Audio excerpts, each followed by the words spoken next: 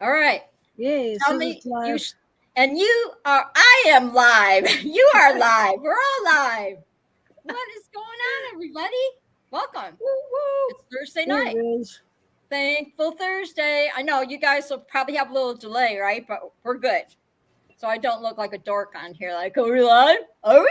Are we? That's my middle name. That's my middle name. Are we live? Yes. Can you hear me now? Welcome everybody. The chatter should be chatting in here pretty soon. Yeah, nobody yeah, yet. They're probably flying. It's such a beautiful day.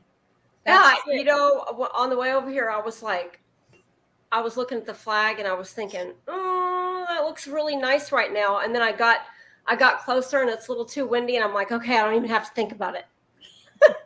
Oh yeah, yeah. There was a few because yesterday I walked, because you saw on Facebook. I love doing my walks. Yeah. And I walked 6.35 miles yesterday. That's awesome. So how long did it take you? From my house to the bayfront, it's 1.27 miles. Okay. And so I just basically walked from one end to the bayfront to the other, and then some. And gosh, yeah, by the time I got, and it's kind of cool because when I'm halfway home, there's yay. Hey, John Wayne, what's up? Welcome, buddy. So Gypsy is going to she's going to read the chat. Okay. And we got John Wayne in the house. Welcome, John. I love you, cowboy. How you feeling? We're going to wait and get some more people in the chat. And I have to remind myself we are live now. So, got to keep. On your walks, do you go for distance or time? What's that? On your walks, do you go for distance or time? Distance. Okay. Yeah. I just have that. What's that app? The Fit? Yeah. Yeah. And if I'm not walking to the bay, but it was such a pretty day, I wanted to get down there. And what's really cool is when I walk to the bay, the sidewalks go up and down. Oh, that's good. Okay. My house is kind of like on a hill. It's hilly up here in Petoskey. Yeah. And so I'm walking down to the bay, and then on the way back, I'm walking up. So I'm getting some cardio. Yeah, for sure. I noticed since last year, because I've been doing a lot of walking, I noticed my stamina is so much better. Is that how you say it? Oh, for sure. Yes. You'll notice it. Because when I'm coming out of the bay, coming onto the street, there's one part that it goes up and takes me to the main street. Okay. And I remember I used to be huffing and puffing up that once, it's amazing, like a sidewalk, the slant. Yeah. I used to be really winded, and I noticed that even when I came home yesterday, I was so relaxed. I was not like came home and being like exhausted, That's really good. And you went far too. Yeah. And I have like the best of both worlds, because I have the college, which is also in walking distance. So I can walk to the college, which is like a mile, go upstairs. They have a beautiful indoor track. And I put my phone on and I walk that track, and I'll do 5 miles around the track easily. Oh, and then when I come back, that's another mile or whatever. So then I'm getting my 6 miles in. So that's awesome. So it's not about me tonight. Okay. So, but I'm going to read. I know people are listening and all that. Okay. And I'm glad John's in the house and everything. So we'll get started here. Hey, Will Fly. So this one here, I'm going to read this one. Want to know the secret of getting rich? It's easy. You just need to remember this. Friendships are priceless. Time is invaluable. Health is wealth. And love is a treasure. Count your blessings. Invest in your dreams. Profit from experience. Share your good fortune. And spend your hours wisely each day. And then someday we'll look back at our lives and realize it's actually kind of funny. Discovering that the things we valued most had absolutely nothing to do with money. Exactly. So, as you all know, Exactly. I always, you know, I always open up the show with something positive. And you guys, hi, Will. Welcome. I have my Texas girls in the house tonight. We have Gypsy Kramer and we have Rachel Williamson in the house tonight, the beautiful Rachel. And I'm just really happy to have you here with me in the studio. And I'm happy to have my chatters here and viewers and all that. Everybody sit back and relax, because Thank you for asking me to come on. I am super excited. So like I said, it's not about me. It's about you, Rachel. Okay. So I'm going to let you just take it away. I read some of your biography, and okay. I think it's super cool. And so I'll just let you, I'm going to sit back and I'll let you tell your story. Okay. So you want to know how I got into PPG, right? Sure. Okay. Well, okay. So it was 6 years ago. And I don't know if you guys know this, but I went through a divorce 7 years ago. And I had come out of that. I was just trying to get my life together and, all that, a brand new life, single, and, and it was about, I don't know, it wasn't quite a year later that PPG came into my life. And I say, I didn't go looking for it. It found me. And I had terrible fear of heights. So there's a bridge here, downtown Corpus. I had not driven over that bridge in about 15 years. That's probably where you're getting the 15 years, Lindy. Oh, okay. Yeah. Okay. So I had not driven over that bridge in a very long time. I wouldn't even go on that side of town. And my fear of heights was bad. So what happened was, I ended up learning with Del Shanzi. So I didn't know anything about PPG. I didn't know anything about gear or what it was or anything. I live on the island, and a group of people had come in and they were staying right across from me. And one of the instructors came across the street and was telling me about this thing and asking me if I would want to go tandem and all this stuff. And then all I hear is you have to go up in the air. And I was like, oh, I don't know if I want to do that. So I did not tell him I had fear of heights. I wanted to see if I could handle it and try to get over it. And I kept that to myself. And so I asked him, I was like, do we have to go up really high, or can we stay low? How does this work? And then he's like, yeah, we don't have to go up really high. And he gave me some videos to watch on how people go tandem and how they have to keep running. You can't stop like on a foot launch tandem. And so I watched the videos, and about 3 days later, the wind was perfect. And I got a hold of him and I said, I think I want to do this. And I could not stop thinking about it, which is, I don't know. It's one of those things where you're just like, you're supposed to do this. So like, that poke in the side, poke, poke, poke, poke, poke, and it never goes away. Okay. Yeah. That's for a reason. So, I called him. He said, yeah, the weather's perfect today. Come on out. So I went out to the beach, the LZ, where I go fly all the time, 6 years ago, and went on my first tandem. And it was like Del Shanzi, the whole super training and all that stuff was going on. And all I see is a bunch of action and wings and people and flying and all this stuff. And I am like, smiling. Yeah. What am I doing? Yep. What the heck am I doing?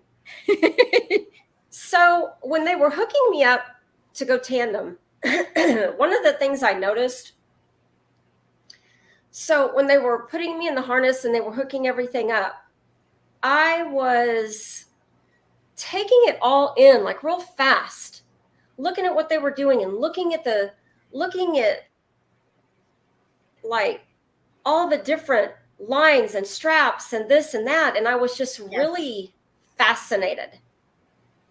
And when we went up in the air and everything was perfect, it was a great launch, real smooth. The instructor was amazing. It was a great flight, real smooth, great wind that day. And as soon as we went up in the air, I fell in love with the sport. That was it. That was it. And my fear of being up high was gone. And I remember being in the tandem seat, and I was like, I said, I'm fine. You can go up as high as you want to. So it was a beautiful flight. We landed great, perfect. We even went a second time that day. And so for about the next year, I went tandem. Whenever they came into town, I would go tandem as much as I could with a couple of the instructors, because it was retraining my brain basically, because it's like, when you have that fear and it's a fear you've had for a long time, you have to retrain your brain. Yes. So you're making a new pathway in your brain, and you're getting rid of that fear and you're replacing it with something exciting. And every time I probably went close to 30 times in over a year's time frame. And towards the last time, the guy that I was in the air with, he's like, Rachel, we're in the air, and he's yelling at me, Rachel, it's time for you to do this. I said, I know you're right. And so I'm not going to lie, I was scared. I was like, I've accomplished the tandem and I've gotten over my fear of heights, but I don't know if I want to actually fly this thing myself. I could not. Oh, I'm sure. Oh my gosh. I couldn't even imagine. I was like, I don't know if I can do it, but I'm gonna freaking try. I'm the type of person, if I'm gonna go down, I'm gonna go down fighting. I'm not gonna just give in and give up, and that's not me. Yep. So I took my first class. I went through the 10 days, and if you're a female and you make it through super training without like punching someone in the face, you're really good. I mean, like you're going to be okay, because if you can make it through super training with Dell, and you come out of that, and one of the things that's going to happen, his personality, I don't know if you guys know his personality, but it definitely rubs people the wrong way, and there's a lot of drama. Yes. A lot of history there. There's a lot of history and all that stuff. But the personal side, I just left all that out of it, and I just did the training. And I can tell you the best part about that training, I kind of walked into all of this a little bit blind, because it was right here in my backyard, almost, so to speak, so close to me. I could not travel to go do it. So it was right here. And I'm like, it's the perfect situation. And I can go and train. And then if I need to take another class, I can go and take another class. So and one of the best things that happened out of that experience was such a cool story. They pushed me, and they made me work really hard. I'm grateful now. I mean, I'm not going to lie. Sometimes I would get really pissed, because I'm like, oh, I'm good. I'm fine. But it helped me, like with all my kiting. So for a while, I could not buy my own gear. I could only buy a wing, and that's all I could afford at the time. So basically, what it did was they really worked with you on kiting and being able to control your wing. Like no matter what, you've got control of that wing, and you can pretty much walk around all over the place on the beach, and that wing stays over your head. Well, I didn't realize at the time, but that was one of the best things that happened for me because it instills that confidence and you've got unbelievable wing control. So now I have that. And part of it was because I had to wait to get my gear. I had to wait to get my motor. So all I could do was kite. And so when they would leave and go home, all I could do was kite. So if I was bored or I was done with work and I was getting bored, I would grab my wing and go kite and kite and kite and kite. So you're like pretty much like kiting, probably almost kiting in your sleep. Now, when you started doing the kiting stuff, were you? I can literally into the fitness stuff because you had to be in to do the kiting, right? You have and so if you're gonna kite, so I can kite in all different kinds of wind. I can kite in almost no wind. Okay. And I can kite in. My cutoff is about 15 miles an hour. Now I won't fly in 15, but I can use the smaller wing I have. It's a 16 meter. Okay. So that one I can ground kite in higher wind, but I usually won't go over about 15 miles an hour. But like on my flying, I'll usually cut it off about 12 miles an hour, maybe 13. But if it goes beyond that, then I can just do my high wind kiting. And it's still fun. You get a workout and it's actually really fun. And especially if you have someone there to kind of pull you back and you catch air and you're coming down, it's just an hour goes by like that. And it's just a blast. That is so cool. Hey, chatters, if you have any questions, please, shout them out here in the comments section or whatever. If you have any questions for Rachel, Gypsy, you want to say hi to? We'll say hi to all the chatters that are in the house tonight. Yeah, it says we got 10. So if I don't read your name off, say hi so I can add you to the list. We got John Wayne. Good to see you tonight, John Wayne. Will Fly. Glad you could make it. Scuba made it by. My good friend Bill H is here. Walter Priori, my little love. And Tony Marzano and Scott Savage. So if you didn't get anything else, if you didn't hear your name, say hi. Kramer, what was the hardest thing for Rachel to learn in her flight training? So you got that, Rachel? What was the hardest thing to learn? Oh, man. Okay, so it took me 3 full classes, 10-day classes, and like spread out over time to I physically had the skills to fly, but it was up here. So I was not ready mentally. I didn't have the confidence mentally to go up until the end of that 3rd class. So it took me 3 classes. And then I was ready, and I was physically ready and I was mentally ready, which both are important. So that was me getting to that point. So physically, my skills were real fast. But the hardest part for me was the mental, because I had a lot of fears to get over. And taking that first flight by myself, knowing it was all on me, scared me to death. But I was like, I didn't come this far to quit, and I didn't come this far and put this much work in to not do it. Yes. And I don't know, I may hate it and never want to do it again by myself, or I may love it. Well, you can see what happened. My first flight, solo.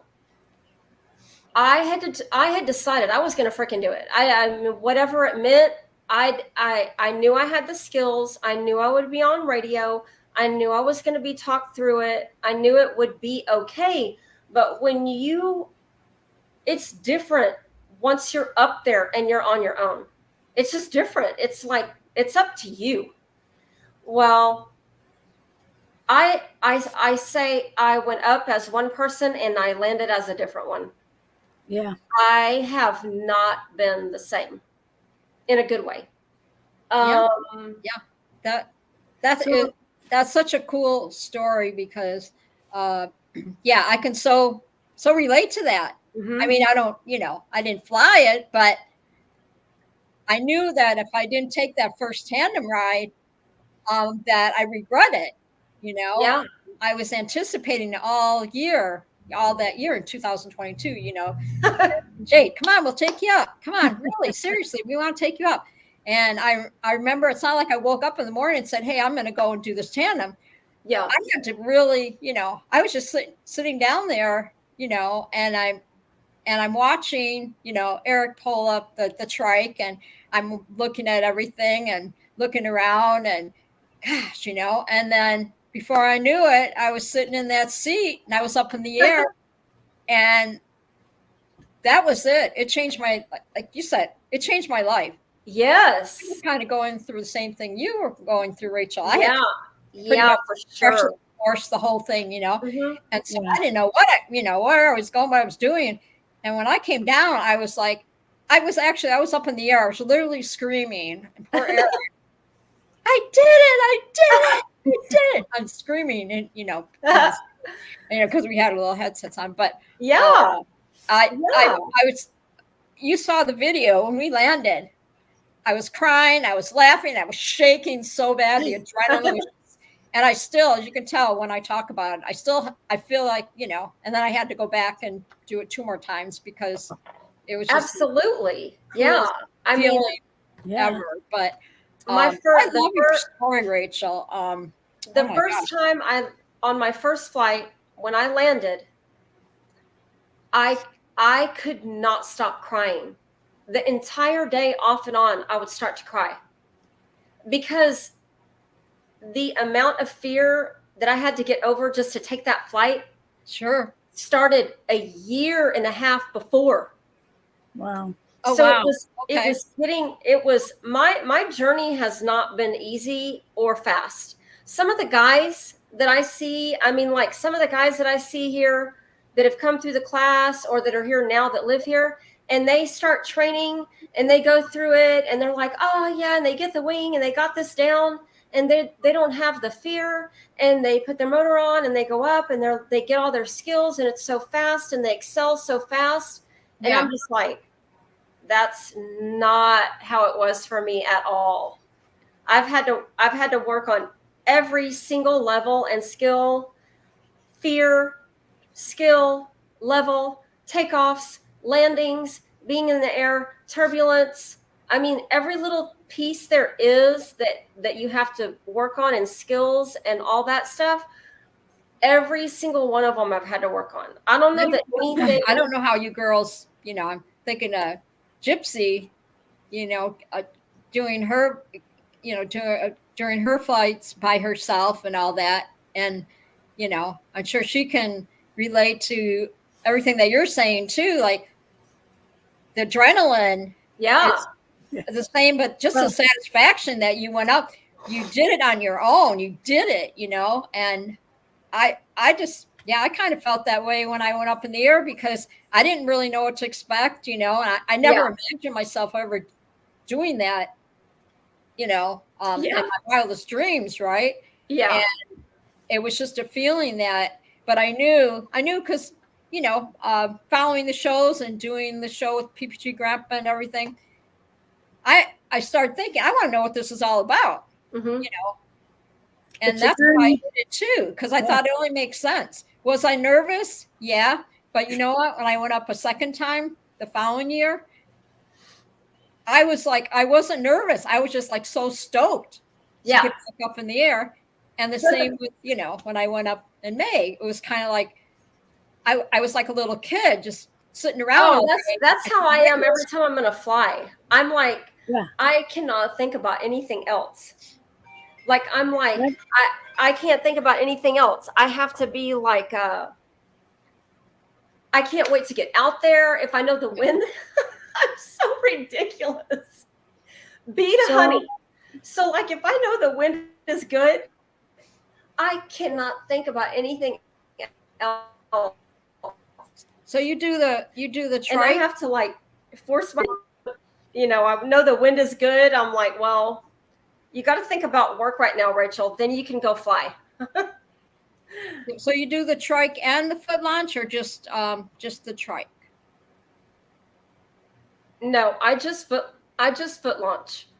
You just foot launch. Okay. The But you only- took now when you did your tandems. When you first did your tandems, was it on a trike or was it a foot launch tandem? No, the only thing I've ever done is foot launch. So my tandems were all foot launch. Oh wow. Okay. Yeah. And my flights are all foot launch. Wow. Yeah. And that takes precision too. Very. You got to run and jump down on that seat just the right way. I would be like, if I tried that, we'd probably still be running on the field trying to get I can't run, so I can't run. Yeah, I can't run anymore. So well, and that's the right thing worked for me, Yeah, that's the best thing for people that like. I'm fortunate because I can handle the weight of the motor and I can run and those things. But for people that can't handle some of those things, it's so amazing to have the trike because you still get to fly. You still get to have the experience. You get to be in the air, which there's nothing like it. The feeling of the wind in your face, open air. Yeah. How many? So hold on one second. Okay, go ahead on. Da Vinci said, once you've tasted flight, you will forever walk the earth with your eyes turned skyward, for there you have been and there you long to return. That is so true. That's how I feel all the time. Yeah, me too. I don't get to foot launch, but that's the way I feel. Yes. So that question was from Will Fly. Okay. Walter wants to know if you're single. He's asking for a friend.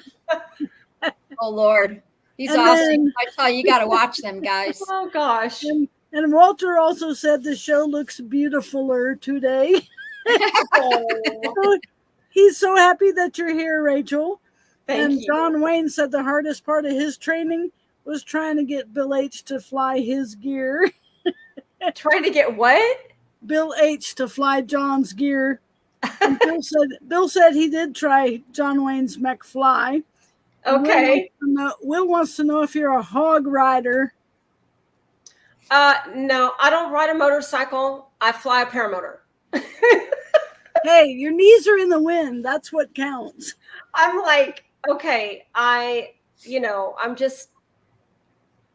obsessed with PPG and I'm obsessed with flying. And it's really kind of like all I want to do. Yeah. And if I'm not doing that, I'm either working out or walking the beach or stuff like that, but usually outside. Usually always outside. How many trikers we got in the chat? Put trike in there. I want to see how many trikes, how many foot launchers. Just for fun. Just for fun. See how many. Thank you, chatters, for joining tonight. I'm just having a really good time. I'm so chilled. I love my Thursdays and I love hanging out with everybody. And I love that Rachel's here tonight and took time out of her busy schedule and all that stuff. You. And we're gonna give a good shout out to Jade. Tomorrow's her big day tomorrow, and big shout out to her. Much love and big Love hugs, and prayers. Eric. Big hugs, Eric. We love you bunches, dude. You got this. So we'll be thinking about you tomorrow too. Yeah. Yeah. Gosh, it's a big very day. much. So Walter uses a trike. Deweese, Scuba says trike and foot. Bill H does both. Deweese does trike. And I do a trike. So eventually probably everyone will get to a trike unless they get out of PPG before they get that old. But I only have one good knee, so I Yeah. love the trike. When I rode a motorcycle, trike was a dirty word, but in the air, trike is a blessing. Oh yeah. Oh, Yeah. there we go. Yeah. Yeah. There we go. It, gosh, that even when I sat down that seat and, Jade got me all the stuff, and the helm, the whole thing. Yeah. And it was, There's lots of lines going everywhere. I think that the adrenaline that I get is when you're going across that field and you are hauling butt, going across that field. Yeah. And that is the coolest thing ever. And then once you're up in the air and you're, kind of doing the little moves, Yeah. trying to get situated, especially at Torchport, you got to be right in between the trees and the lakes on each side, And the funny thing is, I never told them that I have vertigo. So after we land everything and all that, they're like, "What? You have vertigo?" But when I'm up in the air, it doesn't bother me because I'm not looking straight up in the air. You know what I mean? Yeah. Right. Because that's when the vertigo acts up. If I'm gonna, stand on my head or look straight up, then that's when it goes crazy. So, I've been just when I go up in the air, it's kind of like, I'm looking around a little bit, looking around at everything, on the ground and all that. And yeah, if you look up in the sky, of course you're going to get a little. So that was funny though. They're like, "What? Did you get me? What? And you didn't get sick or anything?" No. Yeah, please don't get car sick on your trike flight. On a tandem flight, do not get car sick. Yeah. Respect to the pilot behind you. Oh my gosh. Hi, anybody in the chat? Did anybody ever get kind of nauseous up there when you were flying your trikes or your paramotors? Anybody in the chat? Have you ever got little One of my friends up there? One of my friends was taking someone foot launch tandem, and they got sick and threw up, and it went straight back. Yeah. I don't think I ever want to get to train to give tandems because if I do, I want a full face shield or bulletproof glass behind the glass in between. Yeah. Yeah, my son like Robert. The COVID glass. Yeah, Robert when Robert went on his first tandem. He still has that video, and he used to show it on his show. He got sick. Well, yeah. Who was it that took him up? Was it Max? Oh, that's horrible. Max, Marion, I think, took him up, and he was doing all kinds of crazy stuff, and so it's no wonder he got sick. And Robert was like, "Yeah," and you could see he was just like, it was going bad. It was going bad. But yeah.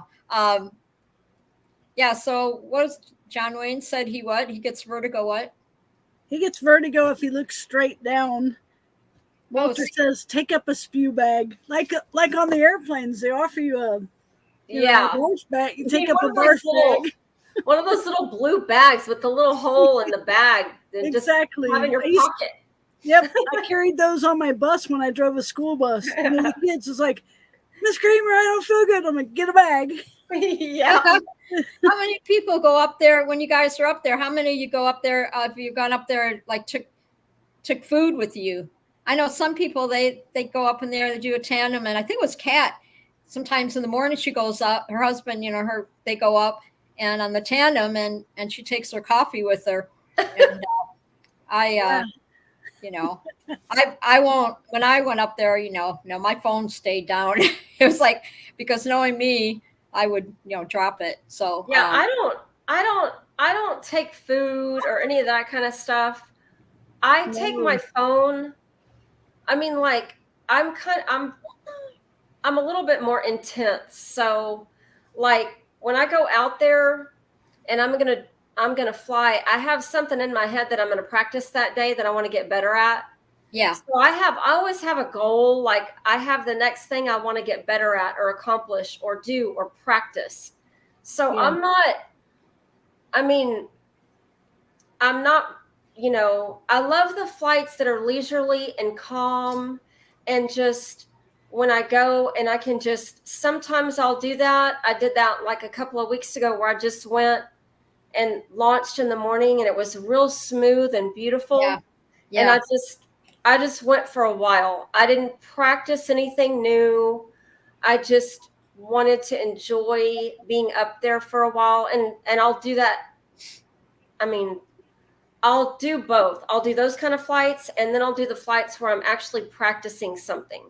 So like this morning I went, and the weather is supposed to get real rainy here the next couple of days. So I knew like this morning I had about a 2-hour window to go where the wind was going to be decent. Okay. And I knew that was probably going to be the last time for several days. So I went, and it was beautiful. It was a sunrise flight. But the wind was just kind of weird today. It's usually real when you're on the beach, it's usually laminar wind, so it's very smooth, which is wonderful. But it was a little side shore, like a little, not completely side shore, but a little side on, and it was a little high, and especially up higher. So as soon as I launched, I mean, I could tell before I even launched, but as soon as I did launch, I could feel it. And if I went up higher, it got a little bumpier. And I just came down and stayed a little bit lower. But like this morning, I've been practicing my landings a lot, and just like doing short flights and get a landing, short flights and get a landing, short flights and get a landing. So like I did that with my launches a while back, and I wanted to get them down to where they were real smooth and I could just launch with no problem, and I could feel it, and I wasn't having to how it gets real dialed in, so you don't have to think every little tiny thing, and you've just got it in sync. Well, so I've been working on my landings, getting them the same way. Yeah. Yeah. And I they're saw your last video, and the last video they had, and you did good. That landing, have you ever like butt landed yet? Heck yeah. Absolutely. How many butt landers in the chat? I want to see it. Absolutely, I've butt landed. You said, I'm not ashamed. I did butt landing. Butt landings. Yes. Yay. I have done them, and plenty of them. Yeah. Oh, I love you, girl. I love you. So because you got that. Okay, so how much does that the motor and everything, it's on your back, like okay, so it depends on how much does gas. It weigh? It depends on how much gas you have in there. But it weighs about 60 pounds. So like the wing that I fly with is a 22-meter wing. So I usually have about 4 liters of gas in the tank, and I can do about a 40-minute flight with that. And it's not so heavy that it weighs me down on my takeoffs. So you're not like by the time you get up in the air, you're like still a lot. I mean, I can tell when when I have like 2 liters or 3 liters in my tank instead of 4, you can definitely feel it. You can absolutely feel that it's lighter. And so when you're coming down, and you're not only kiting the wing, and especially if you're in any kind of shifty wind or weird wind, well, then you're really kiting the wing, because you're actively piloting and kiting the wing as you're coming in. But also too, it took me a while to get used to the weight of the motor on my back and balancing all of that as I'm coming in and landing, and the timing of the flare. Yeah. And the timing of the brakes and all that. And also too, it depends on what kind of wind you have. So that changes the dynamics also. Hi, Wendy. So, Wendy's in the chat. Oh, hey. Who do we all got in the chat? Let's do another shout out for my chatters. We've also been joined But let me start at the beginning again. We've got John Wayne, Will Fly, Scuba is here, my good friend Bill H., Walter Priori, my love, and Tony Marzano, Scott Savage, Joe Adele, Munchkin is in the chat, Deweese, and My Wendy. lovely. So we're doing good. You guys are. It's so nice of you guys to all drop into the treehouse tonight. Yes. Yeah, I love this. I love having everybody in my treehouse on Thursdays. Like I said, I do the show for you guys. I don't do it for me, even though I love it, love doing it, but I do it for you guys, because it's about all of us getting together and just kind of checking in, and what everybody's been doing, and we all kind of touch base with each other and all that stuff. So I'm just like super happy. So Rachel, you also so what made you get into to be a personal trainer? Tell me about that, your journey on that. Okay, well, my dad was a bodybuilder. So Okay. I grew up with that in my family and in my life. And my mom and dad were very into health. My dad was very into fitness and had been his whole life. He was an athlete, very, very, very top athlete. So the athletic side of my family has been there for a long time. And then Okay. As I was growing up, me and him used to work out together. So I was in athletics in school, basketball, volleyball, track, and all those things. Okay. And then so when I graduated, I got into all the fitness area. So I have been working in a gym or fitness related area since I was 19. Okay. So That is so cool. That is so cool. And I did, when I was 24, I did a fitness contest. So I've competed in it. I've worked in a lot of the gyms here in town. I've done everything from, really like pretty much every different area that you could do in the gym. So front desk or training, personal training, group classes, all the different areas. And I did that for a long time, many years. And then when I had my kids, so my son is 26 and my daughter's 21. And when I had them, I was still working out, but I wasn't working as much. I was pretty much, I was busy with them. So I didn't go back to diving into the fitness area like I am now until about 7 years ago. I dove back in. So I've been back. So I did it before, but I've been back doing it for about the past 7 years now, maybe 6. And then what I decided I wanted to do was I wanted to personal train one-on-one with people. I don't want to be in a gym environment. I've already done all that, and I've already been there, done that. And it's fine. I don't have a problem with it, but the work that I do one-on-one with people is very specialized. So it could be an older person. They could have a lot of injuries. There could be a lot of very special care that they need where their workout is very, very fine-tuned for them. And I like my own, that's why I have my own gym. So all the equipment in my gym is top of the line. And so I have free weight equipment and I have Pilates equipment. And Pilates is, most women love Pilates. It's not heavy. It's not hard. It's very easy on the joints. Okay. It's called what? It's called what? I'm sorry. What's it called? Pilates.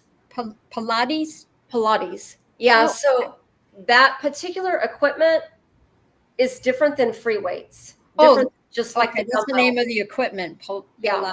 Oh, okay. Okay. Yeah. And there's different pieces. So, but I have all of that in my gym. So, I can train women on those pieces if that's what they want, Yeah. or if they want the combination of free weights and that. And most of the guys, obviously, I mean, they like the free weights, so I have that too. And I used to, when I was in the gym all the time, back when I was competing, I did the competition. I was in the gym all the time, and I worked out with a lot of the bodybuilders. So Yeah. I'm very, very used, and my dad was a bodybuilder, so I grew up around that, and I'm very, it's really not a big deal for me to train a man and know exactly like what works, and be able to shift from male to female as far as their weight training. Yeah. So that's amazing. Yeah, you would have to know all that, because there's because men and women work out different. It's the same as flying. It's the same in PPG. Men and women learn differently. We learn differently. And that's another thing too that's been, I mean, it's just the way we're made. Whether it's in the weight room or whether it's out there flying, we train differently, we learn differently, we respond to things differently.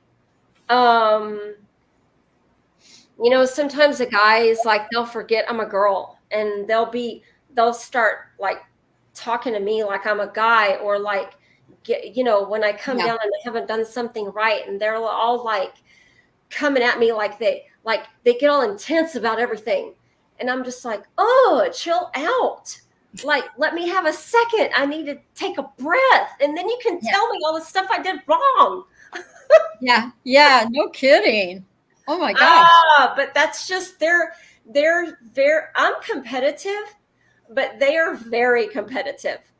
And that's just how they are. I mean, they're like that in the weight room too. It doesn't matter. But anyway, I've gotten used to it. And I mean, so anyway, that's kind of the background of how I got into the training. I kind of really didn't get into it just a few years ago. I had been doing it, but just got back into it, which I love. Okay. I love it. Walter said he could use a personal trainer, and then he said he could do with some training at his age. Of course, Wendy said, me too, Walter. Hey, you're only in Corpus Christi. That's not that far. I could drive down there and get some training myself. Maybe I can improve my knee. Hey, I do FaceTime training. I do. Really?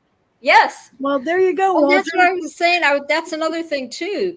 Yeah, when you're doing these foot launches and all that, you got to be in shape so you don't hurt yourself. Oh, absolutely. So if you're running, doing that running stuff. So one of the funniest things is, I've always loved to work out and all that stuff, and I've always loved that. But me too. My motivation for it now is to fly. I mean, I've always loved it because for health and fitness sake, and it's my business and all those things. And it's a part of who I am, no matter what I do or if I'm flying or not. But now I do it for a whole different reason. Now it's so that I can fly and stay in shape, and I can foot launch, because I want to foot launch. I want to foot launch as long as possible, as long as I can. So it's for a lot of different reasons. You got the best of both worlds, Yeah. I think that's cool. I'd love to be able to learn to foot launch, but I'll tell you what, after my stroke, the doctors said I would never walk without a bare minimum a walker. They said, you're not going to walk again. And not only do I walk, but I'm learning to kite, because after my stroke, I didn't know how to walk backwards. So I had to learn how to walk backwards again. But I never got any physical training or anything. I don't have insurance. So what I've picked back up, I've done on my own, but it would be nice to get some official training the right way. But I would love to be able to be better at kiting. So there you go. I'm working on that. And eventually, someday, maybe I'll be able to foot launch at least one time. Well, absolutely. if you have that, I mean, I always tell my clients, and I did this with myself.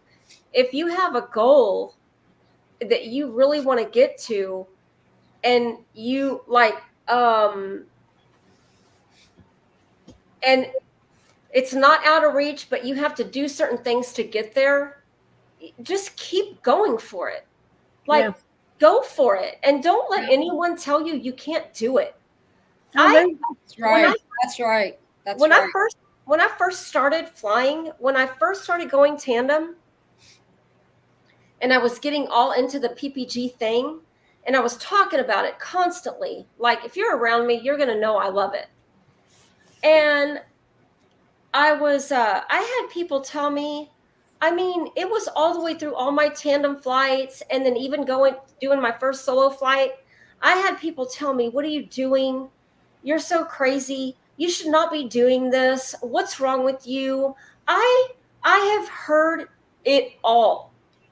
And I'm like,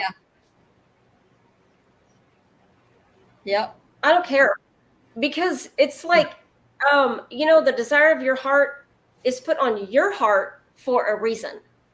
It may not be the desire of someone else's heart, and it's not put on their heart. It's put on yours. Yeah. So it's like all that noise, I block it out. And I learned that a long time ago. I love that. I block it out, because if you listen and you let all that noise come in, it will block your blessings. Yes, amen, sister. Amen. I love that. I love that. Exactly. If I would have listened to the doctors, I'd be sitting in a rocking chair waiting for the Grim Reaper to show up for me, but no. Exactly. Yeah. I love it. And, you see, I put, and it's, and it is, it's a journey. It's a journey. Yes, it is. 3 years ago, I am not in the same place I was 3 years ago. I am so in a better place mentally than I was 3 years ago. And like I said, just taking that first tandem, changed my life. It changed my life. That's Mine it. Too. And, mine too. And every time we talk about it, I still get excited about it. But it did. Yeah, I have there's during the week in Arizona, there's a personal trainer. His name's Chris Thompson, and they're out of Arizona, and he goes Facebook Live in the morning, and I've been following them. The gals that a lot of them are bodybuilders. They're like 56 or older, and I watch stuff like that because it inspires me. Yeah. And I watch things that they do, and it's really helped me. And I'm at home with, with my 3.5 pound dumbbells. That's okay. I learned how to do laterals. Yeah. And I love those. Yep. And so watching them, it makes me get off the couch and do something, Yeah. Now at the college, they have a really cool little gym set up too. So I'm going to get back into there in the wintertime. Not so much in the summer because I do more walking and stuff. But so at my age, at 69 and a half years old, they say that walking is the best thing. And I also have the osteoporosis or whatever. But they say that walking is the best thing. But I'm real careful as far as so when you have people like my age that come in and want to train, so do they have to give you a report, like especially the ladies? How far you are with it or whatever, so they know what they're working with? Because I had to do that in Arizona when I was looking for a trainer. Well, yeah, for sure. Okay, so like the first thing when someone comes to me, the first thing I do is ask them a lot of questions about their health history, and then their goals. And so like I need to get to know all the dynamics of their health, their fitness level, whatever's going on with them, because it helps me come up with a program for them that's suited for them at their level where they are, and injuries included.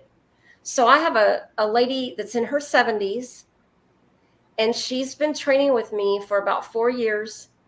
I post her quite often. Yeah. Yeah. Her osteoporosis has gone backwards. It hasn't progressed. It's actually Really? yes. Wow. Okay, so resistance training with like bands or weights or whatever. Oh yeah. I have those the bands. Yes. Yeah, whatever's on your level. Okay, Resistance so bands. Yes. resistance training, not walking is cardio, and you still need that. But resistance training is proven to reverse osteoporosis. Wow. So, Man, I'm going to start using my bands again. I've been slacking on that. I just do a lot of walking, but there's no reason not to do it. So, but obviously you want to start light wherever the level you're at, and then increase slowly over time. And yeah. probably you might even want to get input from a trainer there that can, like, they're not all created equal, so you have to be careful which one you get. Some of them are kind of more about the guys at this college. There's a guy that works in there, and he's super nice. And if sometimes I'll go a week or so and I'll come back and I have to refresh my my brain how to set the weight up or whatever. Like the leg. I love doing the leg machine where you push up. Yeah. And so a lot of times I'll just say, hey, I'll say, hey, can you help me out? I'm not sure, am I doing this right, whatever. And he'll tell me, it's really cool. Yeah. And another thing too, that would be helpful is if you can get on a system where you are doing that kind of training, like either 2 or 3 times a week consistently, because you need the resistance training consistently. Okay. And you need it top to bottom, not just lower body, not just upper body, but all of your body, because everything stays in balance. Interesting. So, yeah. When I was in my 30s, my kids were little or whatever, I went to the gym like 3 times a week, and I remember I loved it, and I did the machines, but I did the repetition, you get on for each part of the body, and it's kind of the same thing up here, but I love it, and I missed it. Are there any questions in the chat, Gypsy? Anything? Let me see. There's not any more questions right so far, but I want to know how high you've flown. What's the highest altitude you've gone to? About 2,500. Okay. Does it bother you at 2,500? Is that why you haven't gone higher, or you're just enjoying being lower down? Okay, so where I fly, our limit is 500 feet. Wow. Because above 500 is airspace. So there's a naval air station, right? A naval air base right here close to the LZ. Okay. And so where I take off from, right there in that area, our max is 500 feet. So anything above that, and we're not supposed to be above that.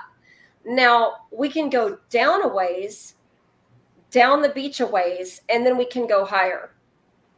I haven't gone down there yet, but when I was at one of my flights at Lone Star, I was training at that point. Like I had like the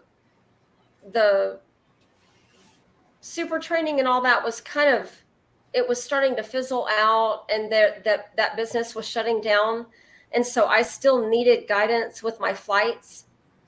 And so I went to Lone Star to get more help with my flights. And also too, I didn't have a motor yet, and I wasn't really sure what I wanted to buy. And then when I flew there, and Ron was like on radio with me, and I flew the Parajet Maverick, I was like, I knew that's what I wanted to get.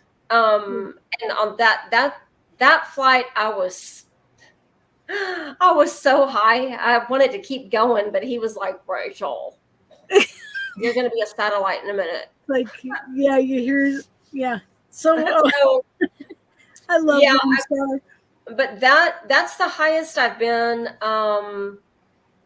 I mean, I'm not afraid to go high. It's just where I fly most of the time I can't. but as soon as I can. Now, the other day, I hadn't been in the air in a while, and it was a great morning, and it was very smooth. And I launched, and I was just so in the moment.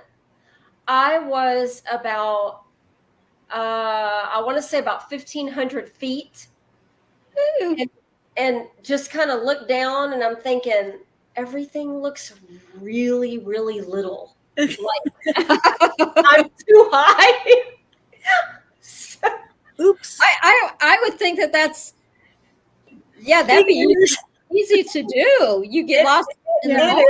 It is easy to do. Yeah. So I just let off my throttle and came on down to where I knew I was like no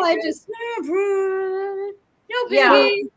Yeah. But I mean, like, I am looking forward to one of the things I want to do. I am looking forward to going somewhere that's close by that I can go as high as I want to.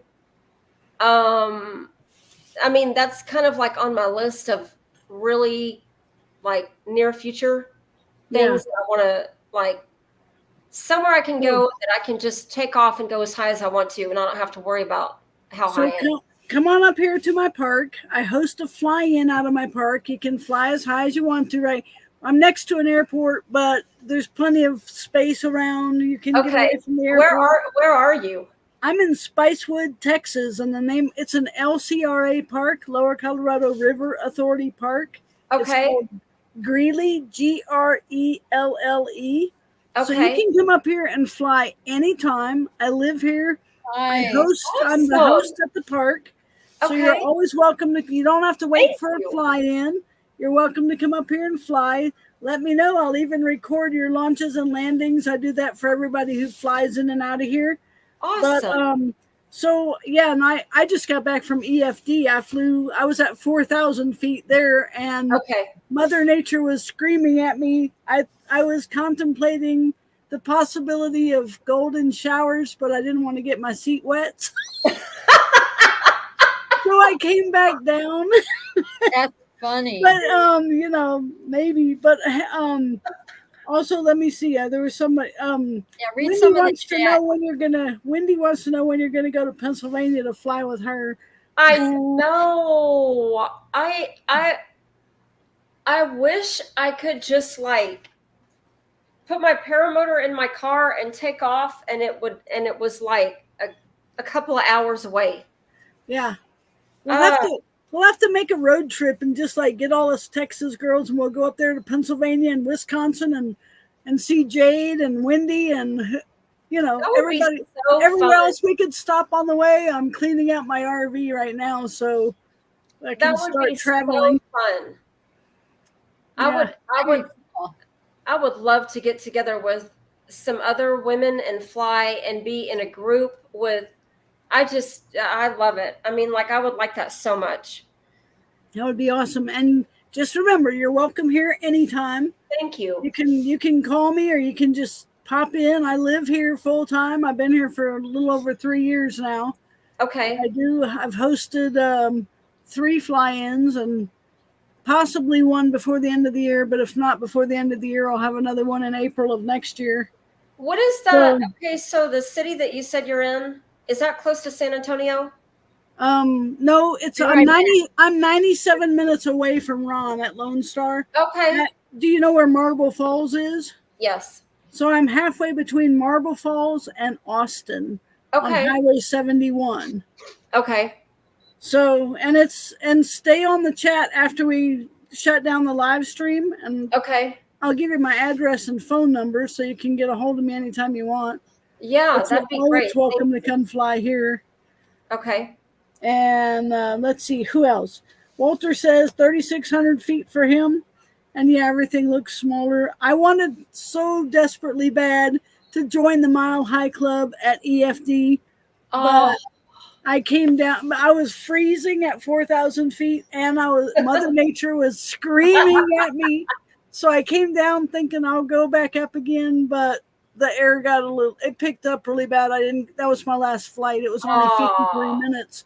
How long did it take you to get to, what'd you say, 4,000? I went to 4,084 feet and probably 20 minutes, but I was playing around. Okay. So at 17, I've only flown this wing a couple times. My wing is having the lines replaced that I just bought. Oh, yeah. So I haven't flown my own wing yet, and I'm flying a Triox 35 meter, that Triox 2 that belongs to Lone Star. Okay. So I was playing with finding level. Okay. Both with, I'm working on level with the throttle and then level with the brake, with brake toggles. But that was only my 28th flight. Okay. So it was my very first flight with absolutely no assistance. I didn't go up with a radio. I just went up with my phone with gaggle on. So that up until now, awesome. I've had comms on everything. And my first flight at EFD was my 26th flight. How did you feel with no comms and it's just you? It was so nice. I got up to 4,000 feet and just like coasted and listened to the wind. I popped my earmuff because I have the good headset with the gel foam things, and I popped them open and just listened to the wind whistling through the lines. I loved it. It was so peaceful up there. And then I was kind of disappointed that I didn't continue on to a mile. But I made fourth place. I absolutely so proud of you, Gypsy. That was another thing that I could have not imagined a while back, is to be completely off comms, no one in my ear. I'm completely independent and free to go wherever I want to go and do what I want to do, stay up however long I want to stay up, come down when I want to come down.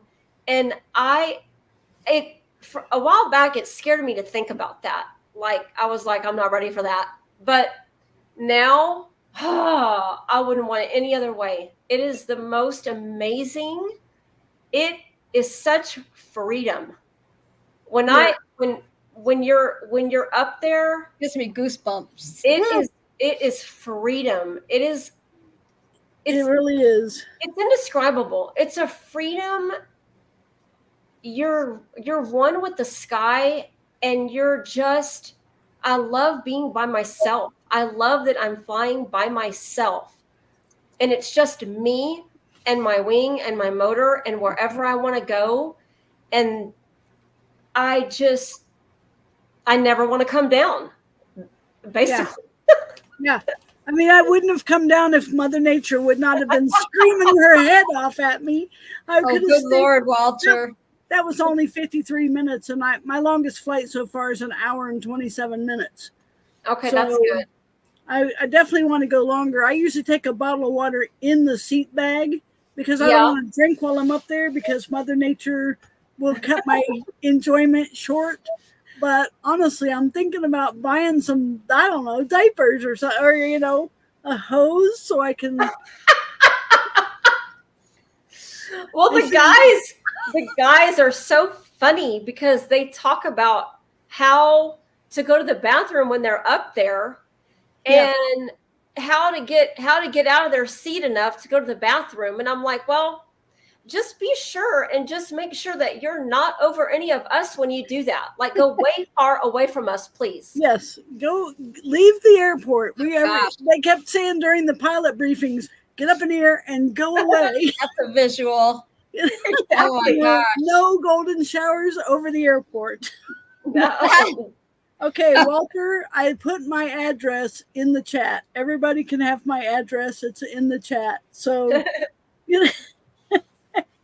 but yeah, that was, so what's your longest flight so far? And make the checks out to PPG Gypsy Kramer. And yeah, it'll help her with her what do you call it? Her flying budget. Yeah, that's good. Yes. So Scuba said he'd pay for the video of me running from the trike to the bathroom. That flight that was 1 hour and 27 minutes. I landed and got as close to the bathroom as I could, and Ron came out and I said, hold that thought, and I climbed out of my trike, and I was like beeline for it's like, I'll be back. Hold that thought.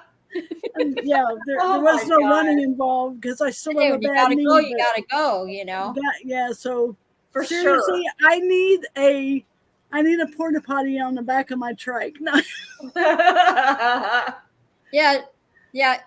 I would think, you think, oh, I'm good. I just went, and then by the time you get up in the air, especially if it's it's a little colder up there, and as soon as you get up there and that the cold hits you, you're like, oh, gotta go back down again. That would be me. It was Like, warm. shouldn't have had that coffee before I went up. Okay. Oh Yeah, I only take water in. I'll take water in the seat pouch in case I land out someplace. But I'm not going to drink anything or eat anything while I'm flying. My focus is on flying and enjoying the air. And Yeah, same here. I'm only up. I mean, even if I'm up there for I could never be up there for 5 hours. My hour flight, I used 4 liters of fuel. For 53 minutes, I used 4 liters. So I only have a 13-liter tank. So I'm limited on time I can be up there. That's if not I can't bad. go that long, Yeah. If I can't go that long without eating or drinking, I need help. What did you say? How many liters does your tank hold? Only 13. I wish I had a 19. How many liters does your tank hold? 13. It only holds 13. So it's a small tank. Yeah, 13. So I can get, maybe if I flew the same way, about, I have to guess 5 liters an hour, because that was 53 minutes and I did a lot of climbing. So to be safe and land without sucking all the fumes out, I'm guessing 4.5 to 5 liters an hour. So I can only go for 2.5 hours. Yeah. Technically, I might be able to do better if I don't climb so much. And when my wing comes in, right now I'm flying a Treehouse 235 meter. My trike weighs 200 pounds by itself. How many meters? How many meters is the wing? 35. Okay. So the wing I bought is a Treehouse original 34 meter. So it'll be a little bit faster. I trim all the way out when I take off, so I get a shorter takeoff, better lift. And then I played with the trims while I was flying, but then on the wing I used to fly, if I trimmed out, it was so high up that I couldn't reach it to trim back in. So so this last flight was the first time I really trimmed out all the way and then trimmed back in for landing. Okay. But yeah, I have to trim all the way in for better lift. Yeah. So Walter says he burns 18 to 20 liters an hour. What are you flying, Walter? My trike weighs 200 pounds and I'm not burning that much. I know you're doing really good. Actually, the ratio you're talking about, is really good. I was amazed when I landed and said I only used 4 liters for 53 minutes, and I climbed to 4,000 feet. So it was a lot of full throttle. That's really good. Isn't that gas expensive or whatever? Or how do you know what type of gas to buy and all that? I mean, where do you have to order it on Amazon or something? No, I just buy gas. I buy premium at the fuel pump, and then you add I use Sabre, Amsoil. What is it? Sabre oil. So I mix one thing of Sabre oil with 5 gallons of fuel. There's a ratio that you mix. Yeah, 50 to 1. Mm-hmm. So Scuba only 23 hours and 6 minutes away. So come on out, Scuba, anytime. You can. It's a campground park. It's primitive camping, but if you bring a trailer, you can camp in the trailer, but you're gonna have to dry camp because I don't even have running water at my site. I have to hand carry in all my drinking water. So I have electricity at my site, half a mile away from the park, but there's no other electricity in the park. The whole park is primitive, but everybody comes out here and camps for the weekend, and we do cookouts and stuff during the flying in. Bring a generator, right? Tell them bring your generator. bring your generator and your RV. Come on and camp out. It's beautiful, and especially now that the heat's not 122 degrees anymore. Yeah. It only got up to 98 today, so it was nice. Yeah. I don't miss that Arizona heat at all. Oh my gosh. But yeah, in the summer, you just kind of go from AC to AC to AC, right? You go to work, Pretty much. vehicle, go to the house, go. So no, I don't have AC at my work because I work in the park. So, and it's primitive down there. So no, I have wind, nature. I have AC by Mother Nature and God. So when it's 122 after my heat stroke, I can't handle that heat, and I come inside and sit inside in the middle of the day when it's 122. But if it's under 100, I'm outside. I don't like to be inside. I would much rather be outside. Yeah, and I'm the same. I don't like to be inside. I want the majority of everything I do is outside, and I just feel better all the time. Me too. I sleep in my yard in the hammock. Oh, I would love that. Yeah, in the wintertime, I don't care. It can snow. I get inside. I've got a jacquard hammock, and I've got a really lightweight one. So the jacquard one's for the wintertime. And I put my sleeping bag in it, and I get in, and Cricket jumps into the sleeping bag with me, and I pull the sleeping bag up, zip it up, and then I take the hammock and I pull the ends over, and I look like a burrito hanging there. So when the coyotes come in hordes, then I get up and go back in the RV, because I thought about that one night. I'm like, the coyotes are out there, and I can hear them walking around, and I can open up the hammock and peek out and see all the coyotes' eyeballs.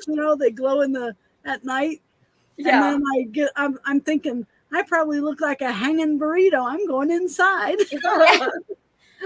Yeah, they'll be like looking for you. Oh but I wrap up in that thing, and it's so comfortable. I sleep so good in the cold. So about half the nights I can sleep outside in the yard, and Cricket loves it. So, and I don't have to make the bed. That is so cool. I love that. So people in the chat, how many of you were afraid of heights when you started flying? Tell me some stories in there that you're afraid of heights, and that when you first started flying, Oh, and Tony, I am the generator Nazi. I run the park, so I'm not a Nazi. No, if you run a generator, occasionally I've got one site that's kind of off from the rest of them. So site one is the big group site, and I let people run their generators all night, and I blame it on a couple. Like 2 years ago, I had a couple that came in, and they needed a CPAP machine. So people complained about their little Honda generator, and I said, they need a CPAP machine. They got to run that thing all night, or you'll wake up and there'll be a corpse next to you in the morning, and they quit complaining about it. So bring your generators.